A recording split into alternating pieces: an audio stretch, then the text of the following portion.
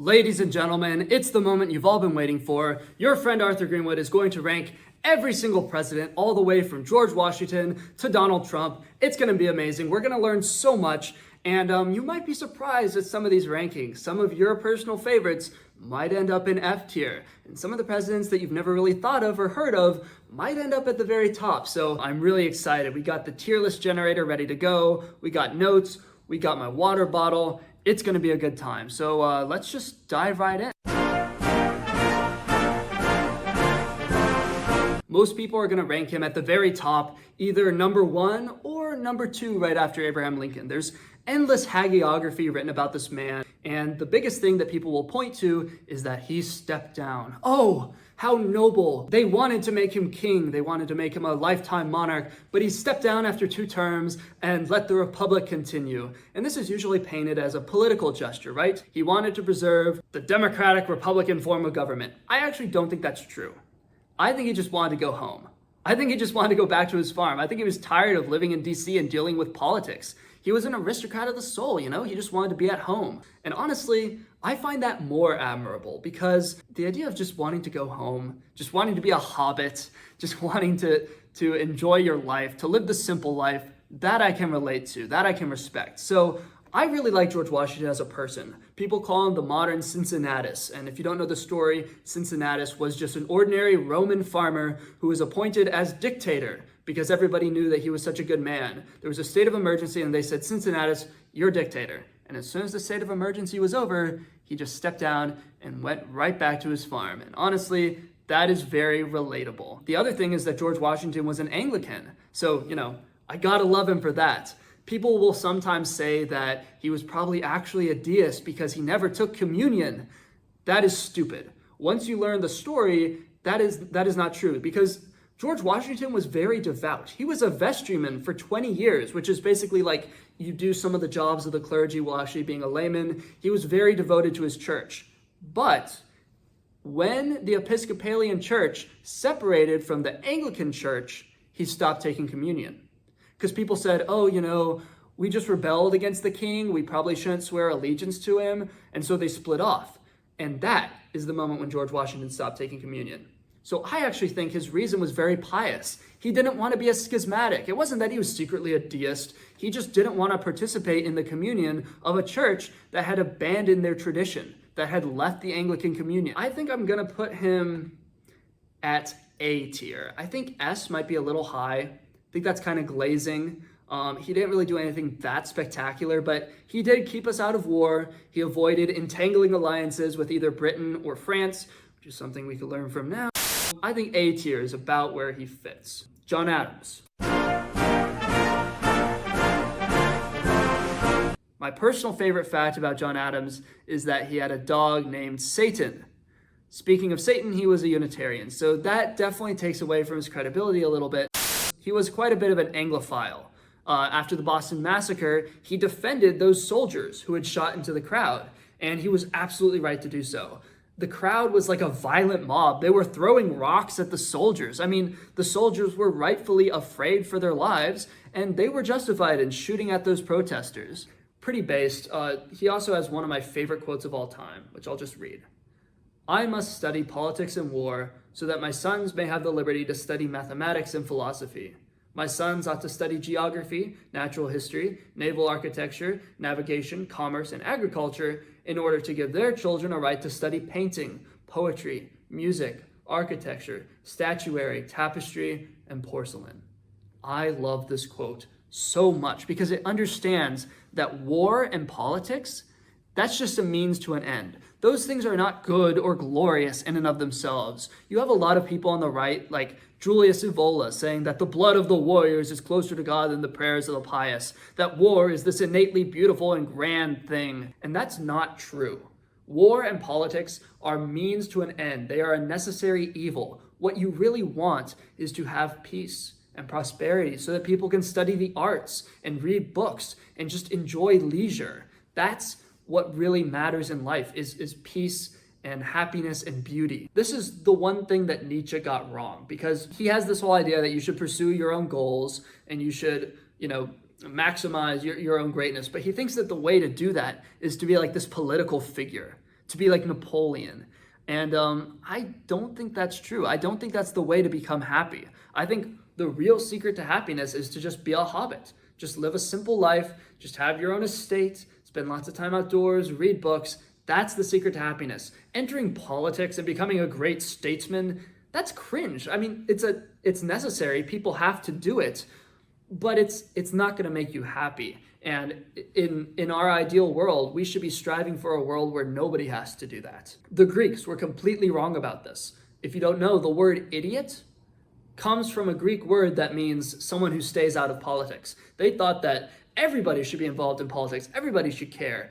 Everybody should be running for office and voting. And if you don't, then you're just some sort of savage barbarian. This is why in the Odyssey, the Cyclops is criticized because he just wants to mind his own business, living in a cave, eating sheep, and that's seen as bad. That's barbarian. He should be part of a polis. No, you should live like an aristocrat. You should go off by yourself and just do your own thing, be a hobbit. You should be Bilbo Baggins because that's what's really going to make you happy. This is the Epicurean vision as opposed to the Stoic vision. Pursue your own happiness, the simple life, simple pleasures, rather than going into politics and war and grandeur. I'm going to have to rank John Adams as S tier because he just has that quote and his policies were very good and there's really nothing bad I can say about him. So I really respect the guy. I have been very critical towards Thomas Jefferson on this channel. I really disagree with his philosophy, right? Because he was the founding father that was very into deontological rights. He was a big John Locke fan, and he put in our Declaration, we have an inalienable right to life, liberty, and the pursuit of property. Whoops, that was a bit of a Freudian slip. He actually said life, liberty, and the pursuit of happiness, not the pursuit of property. But that formula was obviously popularized by Locke, who said life, liberty, and property. Although, I will point out two caveats. First, Locke did not invent that formula. It was actually a common old formula in English common law. You can even find it in the Petition of Right by the Parliament against King Charles I.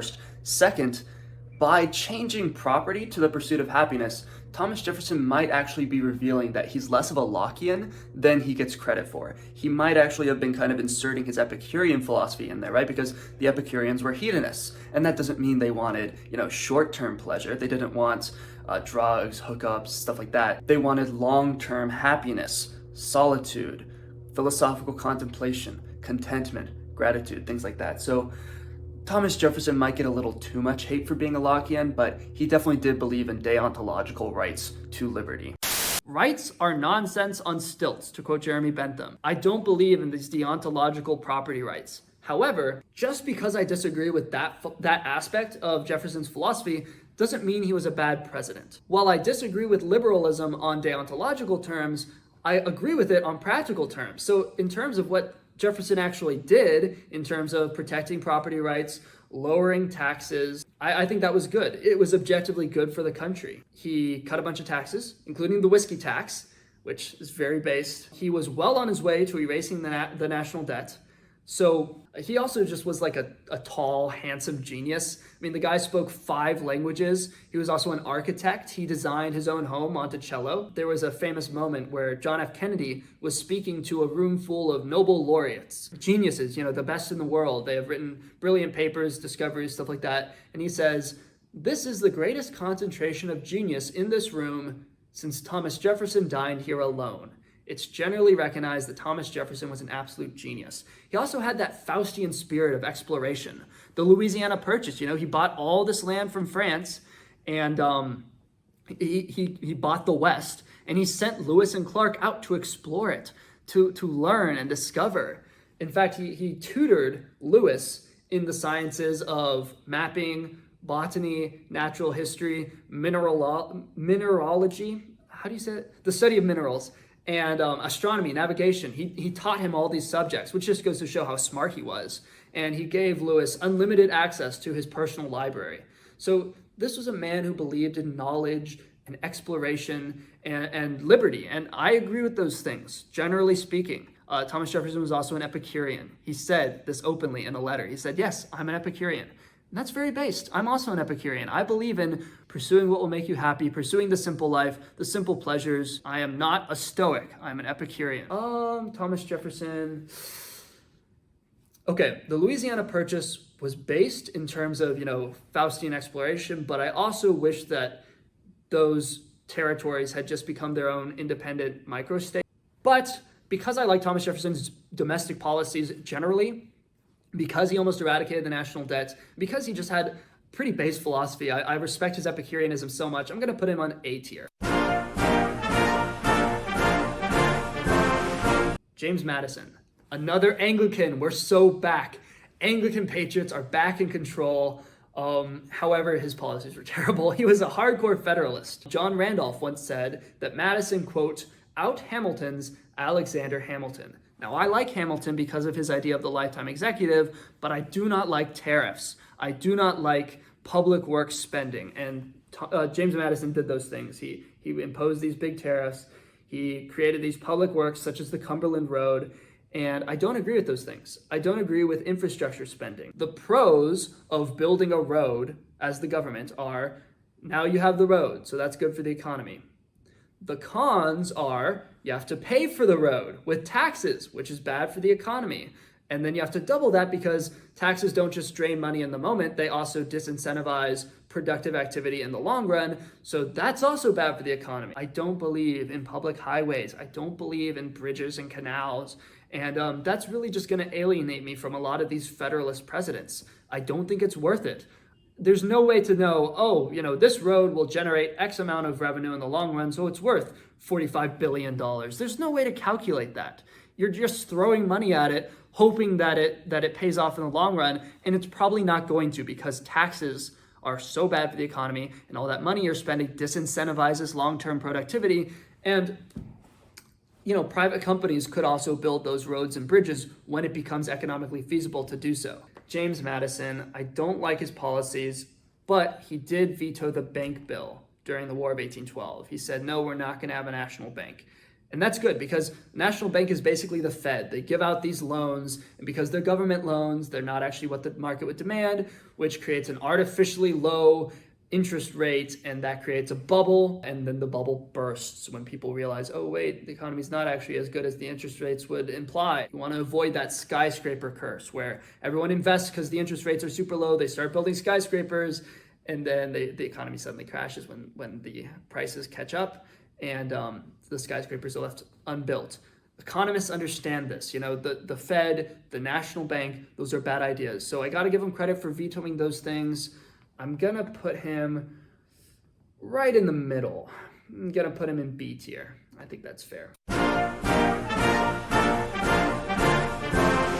James Monroe. James Monroe presided over the era of good feelings. People don't really talk about him.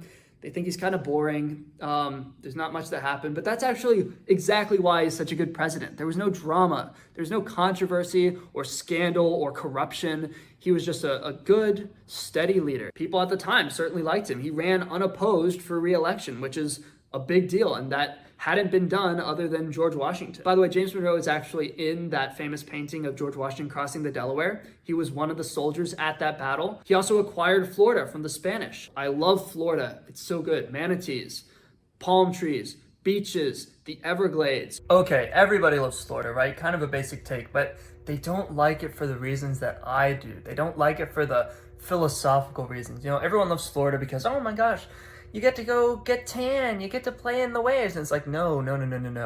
There are beaches all over the country. Florida, what makes Florida so special is not the beaches. The beaches they're tamed. They're tamed. The sand is flattened by machines. You got towels and umbrellas. No. The parts of Florida that are beautiful are the untamed wildlands. You go out on like a marshy pond, and there's like herons flying, there's crocodiles swimming under your canoe. One of the best moments in my life was this trip we took to Florida, and we were staying on a lake house, and it was sunset, and the orange light was washing across the swamp, and we were out there on canoes, and you could see the crocodiles swimming under you. Florida is beautiful because it's rugged and untamed, and honestly, my trips to Florida as a kid are probably the reason I'm an environmentalist. Monroe basically bankrupted himself to serve the country. He was not one of these guys that becomes very rich as president. He had a very nice estate, but he lost it, and he died in New York living with his daughter. So a very selfless man. He was an Anglican, a good person, and a good president. So I'm going to put him in S tier. John Quincy Adams. I'm not a big JQA fan. He skinny dipped in the Potomac every morning before breakfast, which I would love to see Donald Trump doing that. He was kind of depressed. He preferred reading by himself to being with other people. He was socially awkward, and he was constantly bothered by his physical appearance. So he's literally me, you know, he's depressed and melancholic, and he just wants to read by himself, except I'm a handsome devil, whereas he was ugly. Yeah, I should come to think about it. I'm more melancholic than depressed. I'm not depressed. I'm like a Byronic hero. I might be jaded, but I still have that amor fati, whereas John Quincy Adams was just depressed. And that's kind of lame. His policies were as lame as his personality. He signed the Tariff of Abominations, which is this insanely high tariff. It was so bad that John C. Calhoun asked South Carolina to nullify it. The tariff was so bad that it caused the whole nullification crisis.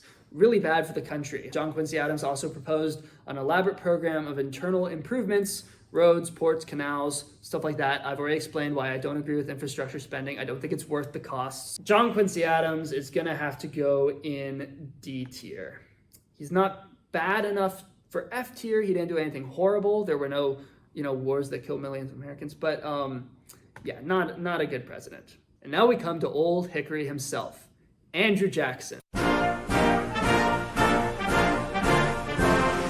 Andrew Jackson was just kind of a crazy, wild man. I mean, all the presidents up to this point had been from Virginia or Massachusetts. Then Jackson comes along and he's just this like wild hillbilly. Tocqueville described him as the embodiment of the majority and their passions. He's very much a populist. He kept a 1,400-pound block of cheese in the White House.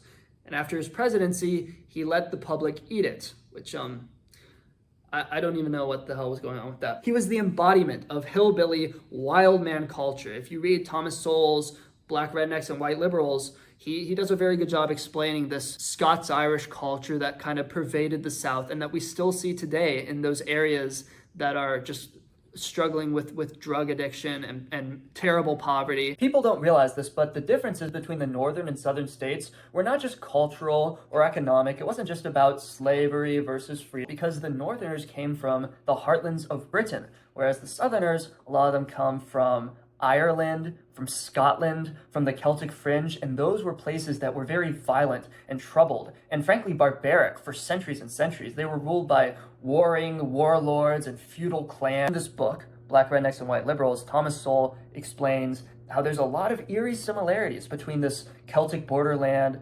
wild man culture of the South and between modern Black culture with all its, violence and chaos and uncertainty. And I'll just read you some quotes. In this world of impotent laws, daily dangers, and lives that could be snuffed out at any moment, the snatching at whatever fleeting pleasures presented themselves was at least understandable. Prudence and long-term planning of one's life had no such payoff in this chaotic world as in the more settled and orderly societies under the protection of effective laws. Books, businesses, technology, and science were not the kind of things likely to be promoted or admired in the world of the rednecks and crackers. The cultural values and social patterns prevalent among Southern whites included an aversion to work, proneness to violence, neglect of education, sexual promiscuity, improvidence, drunkenness, lack of entrepreneurship, reckless searches for excitement, lively music and dance, and a style of religious oratory marked by strident rhetoric, unbridled emotions, and flamboyant imagery. This kind of stuff was going on all across the South, not just among Black people, but also among the poor white people, among the white trash. It was very common to have these very violent duels. Among the aristocrats, it was a little more orderly, but among the poor people, they would just gouge out each other's eyes, bite off each other's ears. There's one duel that Sal talks about where it ended with the loser's nose bitten off, his ears torn off, and both his eyes gouged out. It's disgusting. And the crowd's just cheering like, oh, what a funny entertainment. In Scotland, they used to, it was just commonly accepted practice during these fights to tear off the other guy's testicles, to just castrate him by hand. As a social history of the United States noted, of Southern statesmen who rose to prominence after 1790, hardly one can be mentioned who was not involved in a duel. Southern feuds, such as those between the Hatfields and the McCoys, which began in a dispute over a pig and ultimately claimed more than 20 lives, became legendary. In terms of just the incredible laziness, Sal talks about how they had all these cows. They got all this milk, but it all just went to waste because they were too lazy to turn it into cheese. So they just let it rot, and they spent so much money importing cheese all the way from the North. The North had far fewer cows per capita, but it produced way more cheese per capita, whereas the South had all these cows and produced basically no cheese because they were just too lazy. As for the reckless disregard of human life, he talks about steamship races where it was incredibly dangerous. They would just keep going faster and faster, and the boiler would get hotter and hotter, and usually one of the two steamships racing would just explode, scattering human limbs, killing everyone on board, and that was just how it went. The other boat would cheer, "Yay, we won the race, ha ha ha, this is so fun." 20 people dead, 20 people just blown up. Oh, what a funny recreation. Terrible culture, and Andrew Jackson kind of came from that. He fought duels, he killed people. That's not very civilized. He comes from this very violent culture that has a reckless disregard of human life. His policies, kind of a mixed bag. Indian removal. It was a good idea in the short term because he wanted to avoid a war between the settlers and the Native Americans. But in the long run, moving the Native Americans just delays the problem because you're just going to have to move them again and again and again. And it's just going to cause all this tragedy and loss of human life. Those people lost their homes, and you're still going to have the conflict eventually. You're just pushing it down the road to the next guy. So I don't agree with that. It would have been much better to just try to come to an actual settlement with the Native Americans, an actual peace agreement that satisfied everyone. He did, however, veto the National Bank, so I got to give him credit for that. And he reduced the tariff. He also kind of reformed the government from this very smoke-filled room style of government to a more open, democratic government. He's not going to go all the way in D tier. I think he's just going to be C tier for me. Martin Van Buren, Old Kinderhook. Time magazine ranked him as one of the top 10 forgettable presidents. They called his reign, quote, the first truly forgettable American presidency. I don't actually think that's true. There was a very big thing that happened under Martin Van Buren, the spoils system. The spoils system is going to become one of the biggest political issues of the 19th century, of American politics in the 19th century. And it was this argument over whether the bureaucracies should be filled by your political supporters, by the people who helped your campaign and made speeches and donations for you, or by the people who are best for the job. Should it be meritocratic, or should it be paying off your cronies by giving them some cushy bureaucratic job? Martin Van Buren was the pioneer of the spoils system. In New York, they called him the little magician because he was so manipulative at getting his friends into political power, exchanging political favors, just very corrupt, very icky. And to some extent that's necessary, but I really do think the spoils system was bad for our country. It led to this hugely inflated bureaucracy because every time you had another supporter, you just made up another fake job for him. Obviously, that's hugely inefficient, a huge burden on taxpayers.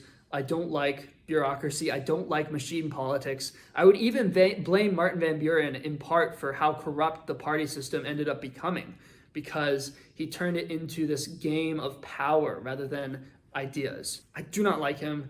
I think I'm going to have to put him in D tier. His magnificent hair prevents me from putting him all the way in F tier. And also, there is something a little bit based about the cronyism of the spoils system, but overall, not a good idea. William Henry Harrison, Old Tippecanoe. All these presidents had silly little nicknames like that. He wanted to reestablish the National Bank, so I hate him. However, he was also only president for a month. I'm just going to put him in C tier, right in the middle. I don't like the National Bank idea, but it's really hard to judge him since we don't know what would have happened if he had actually served his term. Okay, John Tyler. People called him His Accidency because he took over after the death of Harrison. He's interesting because he's the only president to just straight up join the Confederacy. When the Civil War broke out, he joined the Confederate Congress. He died during the Civil War as a traitor to the nation, and his obituary in the New York Times called him, quote, "the most unpopular public man that had ever held any office in the United States." He was hugely hated. He was seen as a traitor, a slave-holding, evil Southerner. We're not really going to judge him on that. We're going to judge him on what he actually did as a president. And that's a bit of a mixed bag. He vetoed reestablishing the National Bank, so that's cool. He vetoed some tariffs, so that's also cool. But he also annexed Texas, and that was bad. Texas should have remained a free, independent state. I'm going to put him right in C tier. We're getting a nice bell curve here. I like this. James K. Polk.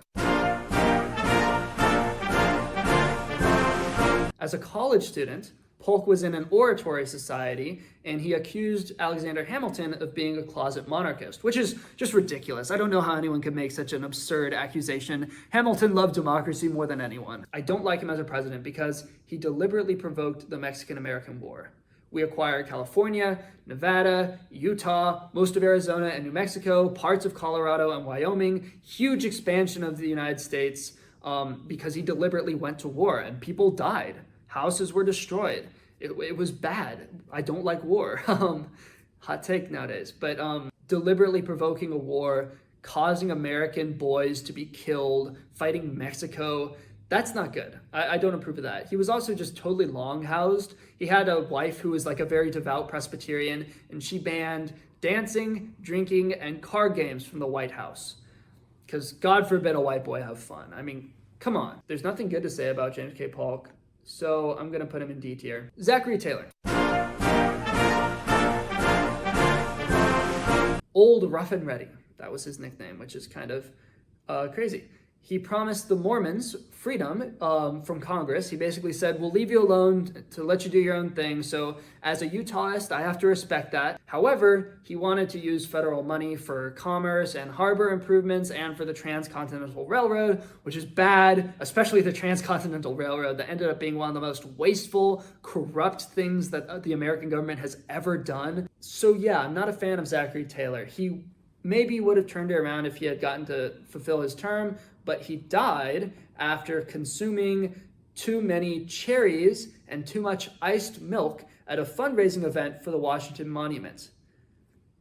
People used to die in the most ridiculous ways. Like, imagine if a president nowadays died because he ate too many cherries. I mean, what are we even doing? I like him for giving freedom to the Mormons, but I don't like him for all the infrastructure stuff. So he's gonna be another C tier guy. Millard Fillmore took over after Zachary Taylor. Some mixed feelings about it. He worked to open up trade with Japan. That's cool. I like that.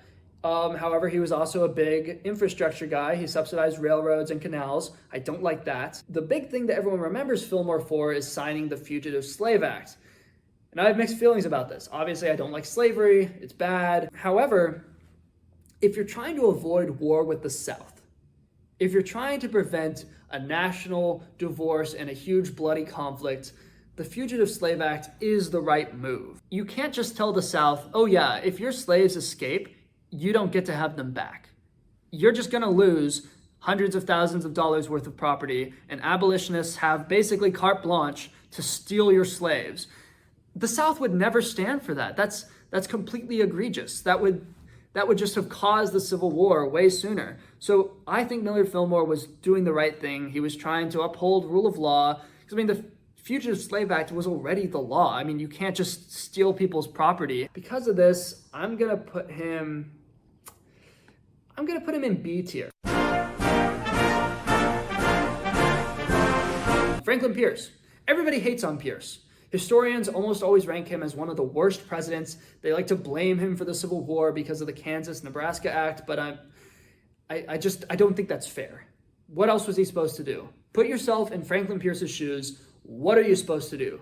Literally a few weeks after his election, he saw his son decapitated in front of his eyes. He and his wife and his son were riding a train and it derailed and his son had his head cut off by the wreckage. His wife blamed him becoming president for their son's death. She said that This must be God's curse on them for accepting that office, which is just, it's brutal, man. I think Pierce might have become an atheist because of that. He chose to affirm his oath of office on a law book rather than on a Bible. Again, he was an alcoholic, and as he was leaving office, he allegedly told his friend, "There's nothing left to do but get drunk."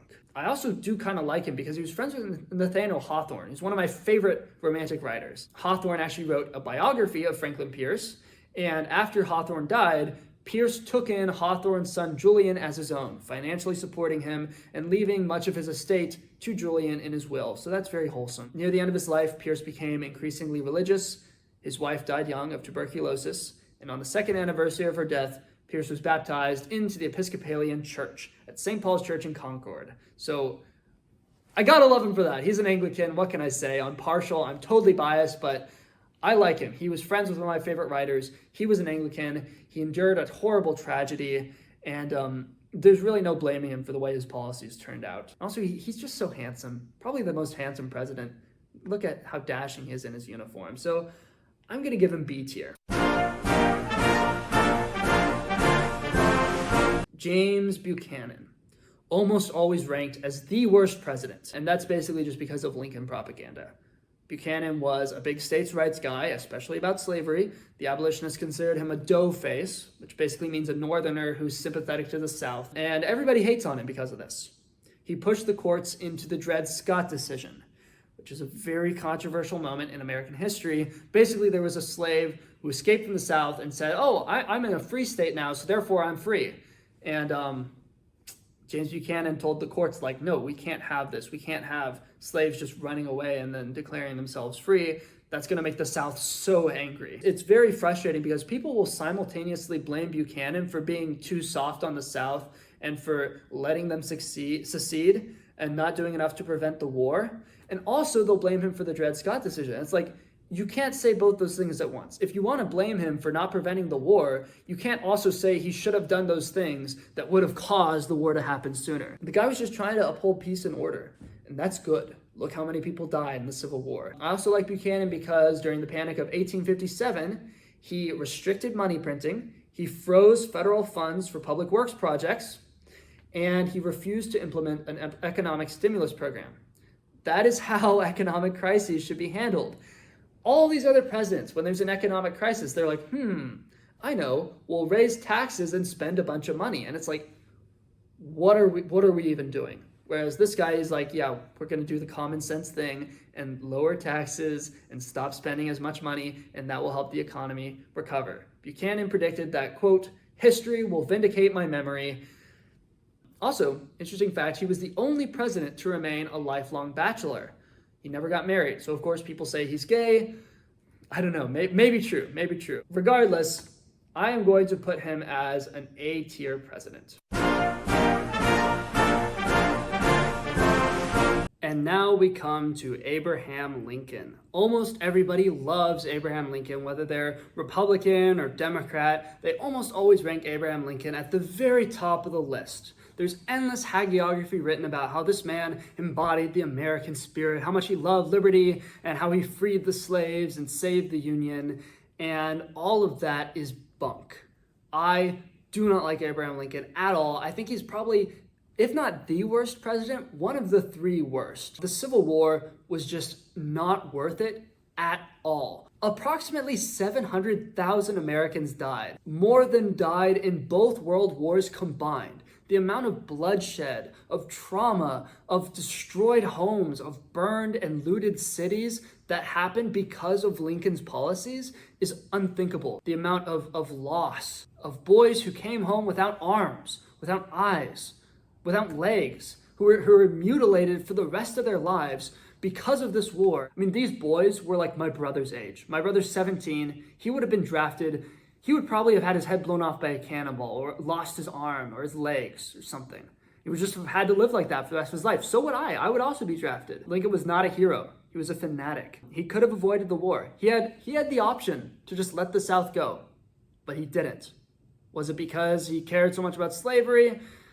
I don't think so. It was because he wanted to save the Union, which is not a noble goal at all. If the South wants to split, that's fine. I think smaller countries are better anyway. When the South declared independence, he blocked their ports and imposed huge tariffs on them. How is that supposed to help matters at all? The South is saying, we feel like you're being too overbearing and we don't like these tariffs. And he's like, oh, okay, military blockade, unreasonable tariffs that will completely cripple your economy and starve your children. Of course we're going to go to war with you now. Lincoln fired the first shot, he egged them on, he caused the Civil War. Whatever his intentions were, his legacy was unbelievable suffering and bloodshed and the total destruction of state autonomy. I'm putting him at the very bottom of F tier.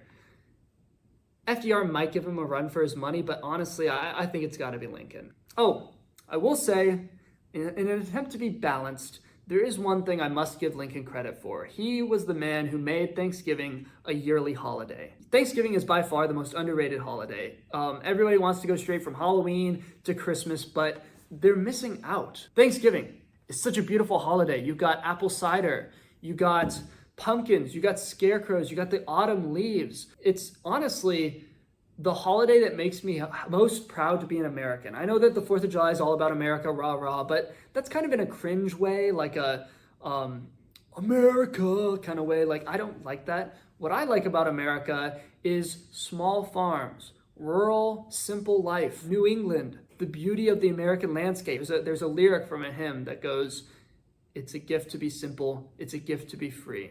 And that, to me, summarizes the core of the American spirit. Fields of grain, hay bales. It's also the most Protestant holiday, you know? Like Halloween, Christmas, Easter, these are all like old Catholic holidays. But something about Thanksgiving is just very uniquely New England Protestant. It makes me appreciate the low church life. It makes me see the beauty in that.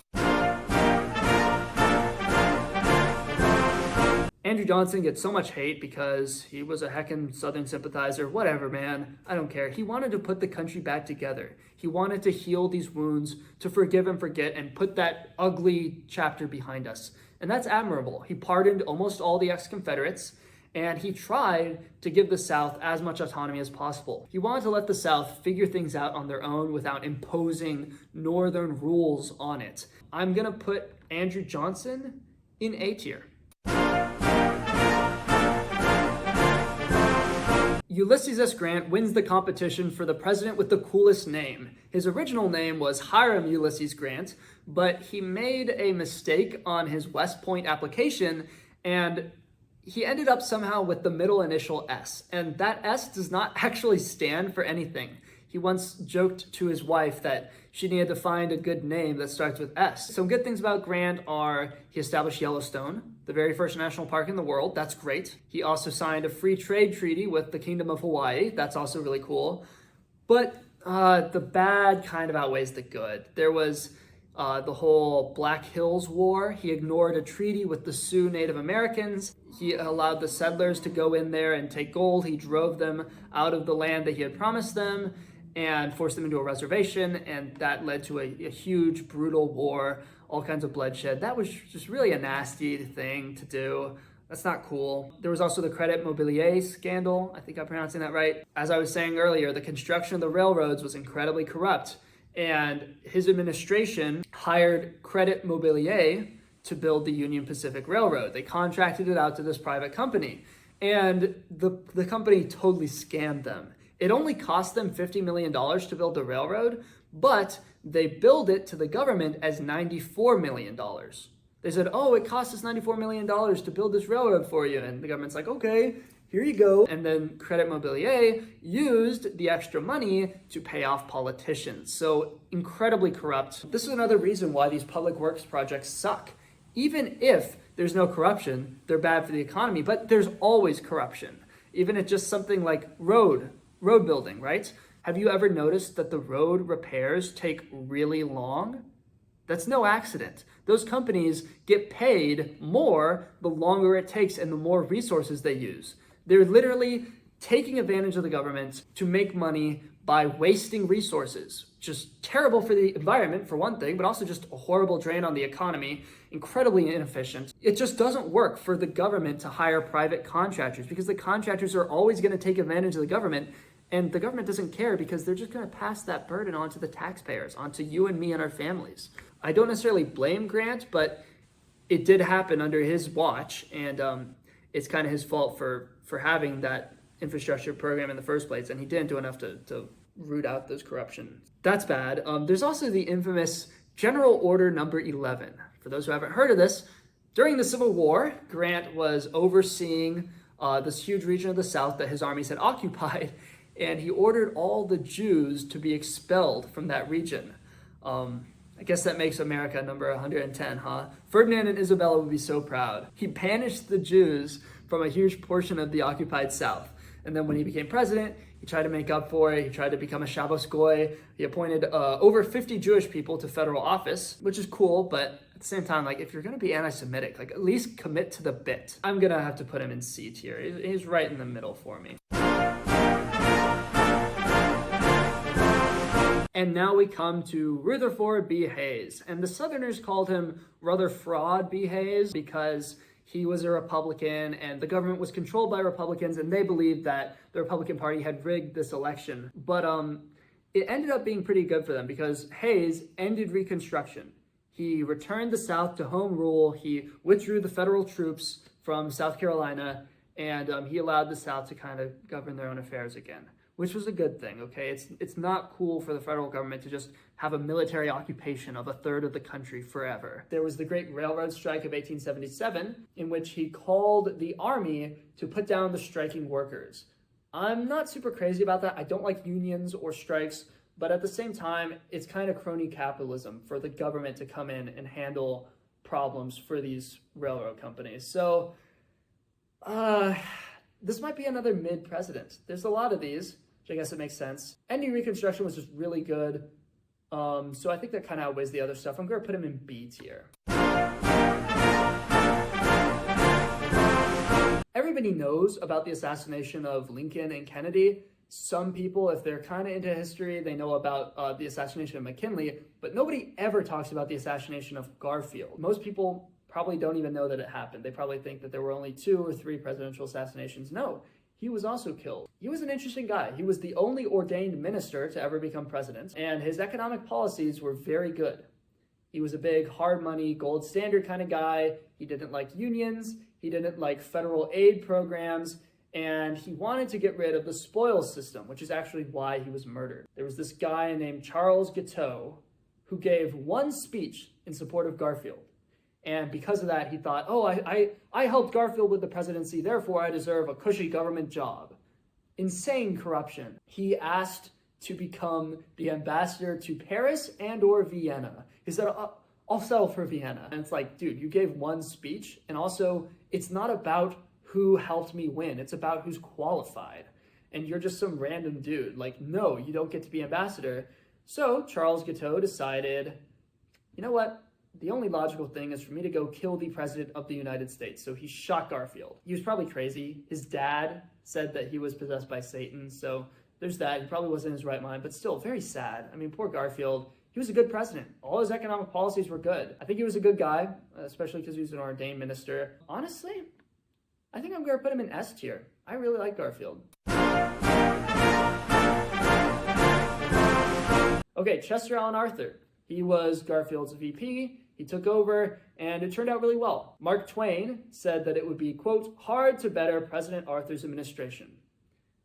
President Arthur, that has a nice ring to it. Even though he was a Republican, he worked hard to cut taxes and tariffs, so he was pretty good on the economy. He banned the spoils system, although not as effectively as we would like. It only applied to about 10% of the federal workforce, but still, it's something. He was trying. So overall, I like Arthur a lot. I think he was a good president, and because he shares my name, he's going to go straight to A tier.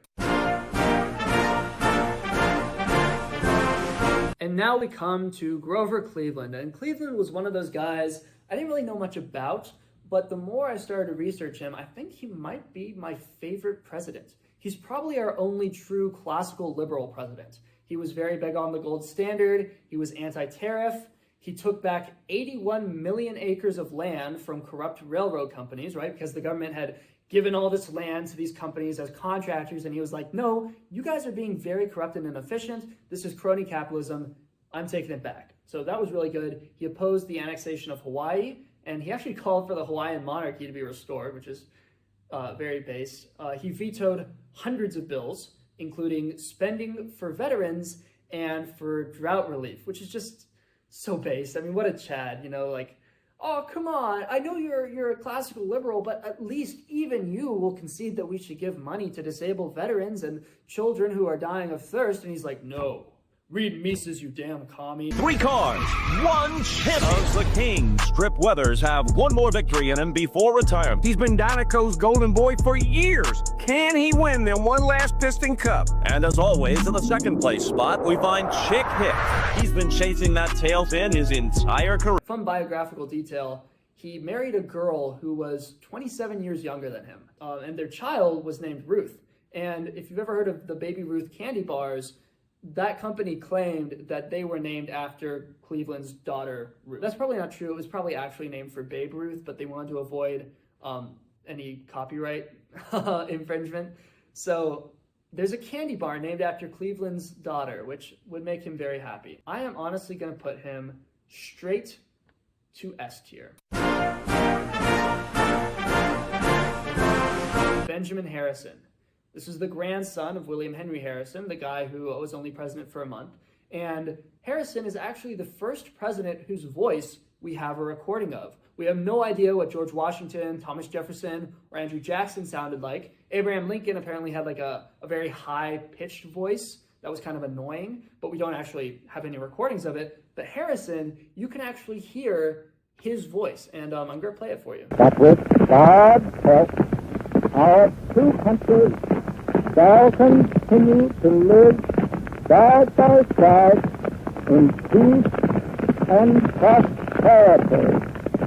Benjamin Harrison. He authorized the first forest preserve, which was on public land right near Yellowstone. He said, we're going to conserve this land as natural wilderness. That's really good. In fact, he set aside 22 million acres of land in total to be protected, which is really good. Some bad things about him: the McKinley Tariff, don't like that, obviously. The Sherman Antitrust Act, not a fan.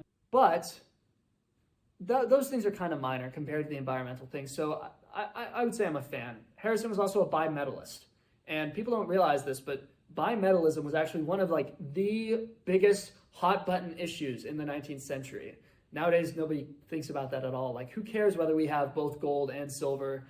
Why should that matter? But it was very controversial. The Wizard of Oz is actually an allegory for bimetallism. Few know this. Dorothy has silver slippers.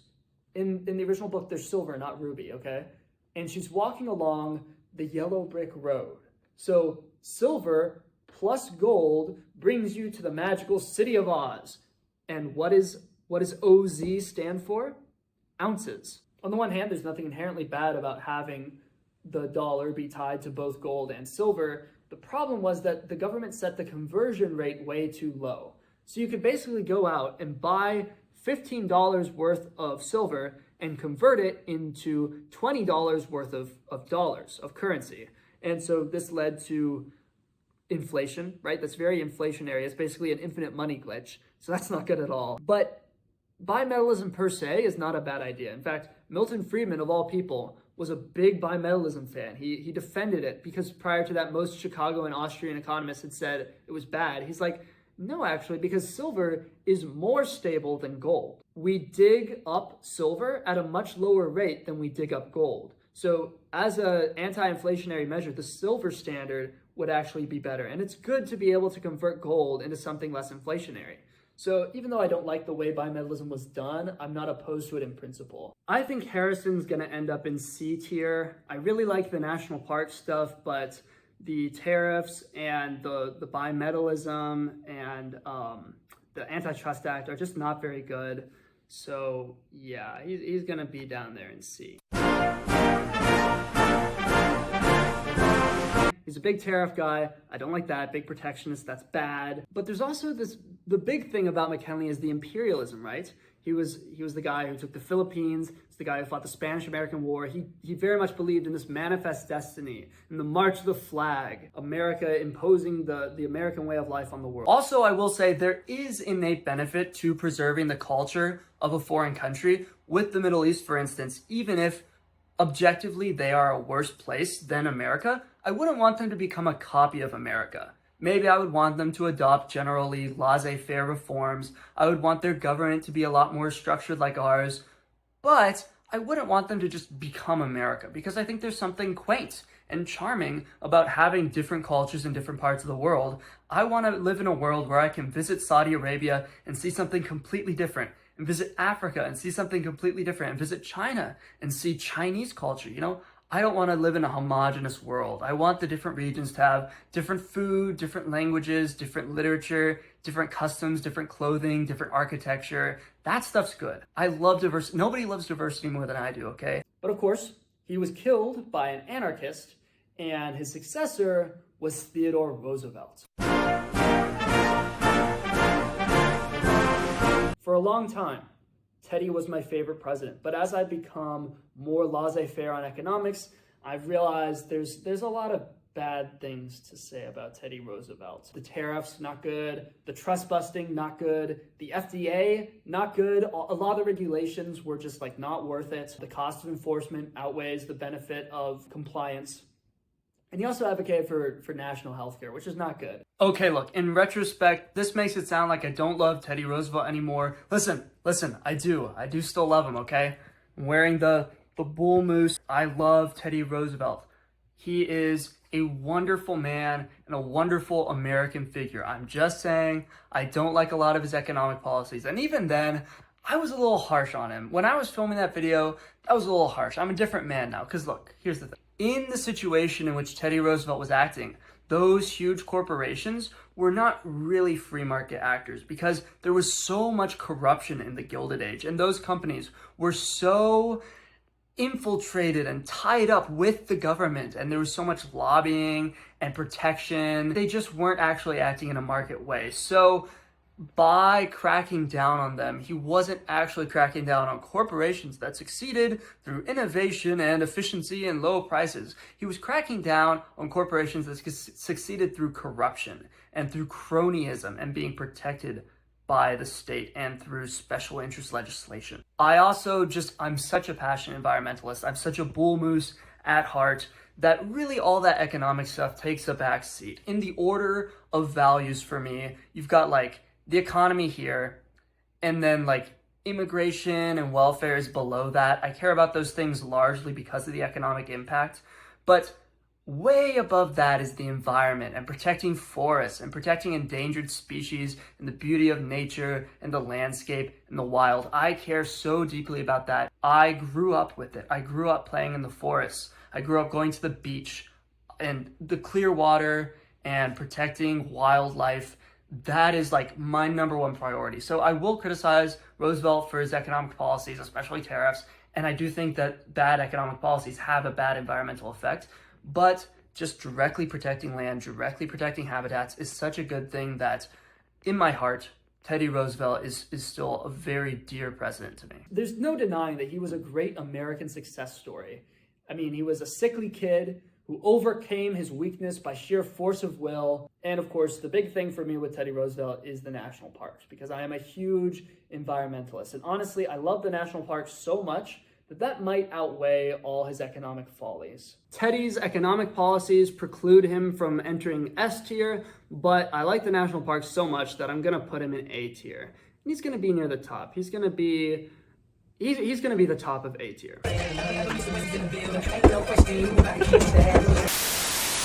These are exciting times. The channel is growing. People are waking up. The masses are becoming Arthur Greenwood pilled. But we still have a long way to go. My last channel was demonetized, and they might do the exact same thing to this one. So if you like what I do and you want to help me out, if you want to help my channel grow, there are 4 things you can do. 1, leave a comment. Just say anything, literally anything, and that will be a huge help for the algorithm. 2, send a video to a friend. I know you have some normie friend who needs to hear this. 4, most importantly, consider joining my Patreon. You'll get access to the Arthur Greenwood archive, where you can watch my really controversial videos that I can't put on YouTube, including my really old videos from when I was like a democratic Vaushite socialist. There's even the hour-long debate I had about anarcho-capitalism. You'll also get to join our members-only Discord server, where you can talk with me and the boys about life and politics and history. It's a great time. We have weekly phone calls, and I have genuinely become really good friends with some of the guys in the server. Because we have to stick together, you know? It's rough out there. We need networks of highly disciplined, highly intelligent men. If you want to join my network, all it costs is $1 a month. That adds up to $12 a year, which is nothing. That's less than an hour of work. And in exchange, you get to be my friend forever. Wait, why'd the video stop? Arthur, where's the rest of the video? You haven't even gotten to Donald Trump yet. Ha! You really thought I was gonna finish the video today. You really believed me when I said that I was going to do that? You really believed me when I said I would get all the way to Donald Trump? Ha ha ha ha ha. No, this video is already really long, so I'm gonna call it quits today, and you are going to have to wait a whole nother week, and it's going to be amazing, and part 2 is going to be even better. For now, I'm going to thank my lovely patrons, Jawad Isa, Webb, Nihilus is here, Nick, Atlas Rise, Donkus Kebab, Total Nicked, Elmo, Philip Von Filbert, King Crypto, Edrodged, Maxim, Sun Tzu, Lario Cannon, Mount Maxito, Eric Demalet, Rodney, Hossboss, Brandon, Voidborn, Danis the Manus, Seb, Texan Tetra, Jake, Mark, Samarkand19er, Ryrot, Lucaso, Bill, Aiden the Astronaut, Carter, Base Bulgarian, Temp, Medi, Lucas, GPC, Ben, Karthik, Piedar, Frank, Woodson, Benjamin, Wesley, Dan, Honorary A, Bennett, Christian, Contranoc, TDW, Curious Leftist, Reed O'Brien, Macaroni, AA Gaming, NSA Watchlist Bait, The Fiery One, Nolan, Michael, Kozaru98, Tragon, Techno Faustian, Rock Bullet, Half Buckeye, Vincius Neves, Will Lawton, Jax GM, and Killian. Thank you guys. Thank you for providing for me. You are my mother. You are my father. You are my parents, and I am your innocent child. I am an infant, and you are nursing me. Thank you. Love you all. See you next time.